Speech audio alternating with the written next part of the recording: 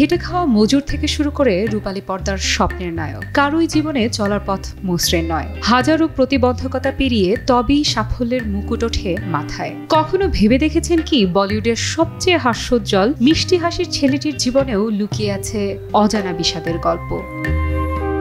বলছিলাম বলিউডের কবির সিং এর কথা।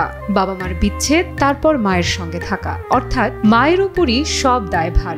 শহীদ কাপুর ৩ বছর বয়সে যখন বুঝতে শেখেন, তখন নিজের সিঙ্গেল মাদারের ভূমিকা স্মৃতিতে গেঁথে রেখেছেন। সম্প্রতি এক সাক্ষাৎকারেও আবেগঘন হয়ে তা বলতে শোনা গেছে তাকে।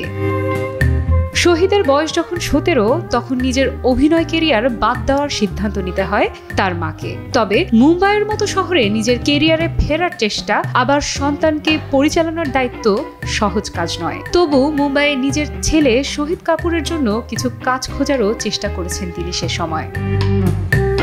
শহীদ কাপুরের বাবার সঙ্গে সম্পর্ক ভালো ছিল, কিন্তু মাকে দেখে যে শ্রদ্ধাবোধ ছিল, সেখান থেকেই কোনো দিন বাবার কাছে ফেরার আগ্রহ পাননি তিনি। বরং পরিশ্রম করেছেন, মায়ের সমস্যা বুঝতে পেরে নিজেই চেষ্টা করে গেছেন। সুভাষ ঘাইয়ের তাল ফিল্মে একজন ডান্সার হিসেবে ১৯৯৯ সালে যাত্রা শুরু করা শহীদ কাপুর আজ বলিউডের এক বড় স্টার। কিন্তু মুম্বাইয়ের অলিতে গলিতে সাধারণ লড়াইয়ের ছোঁয়া আজও তার মনে, আর সেখানে বড় জায়গা জুড়ে আছে নিজের মায়ের লড়াকু জীবনের ছবি।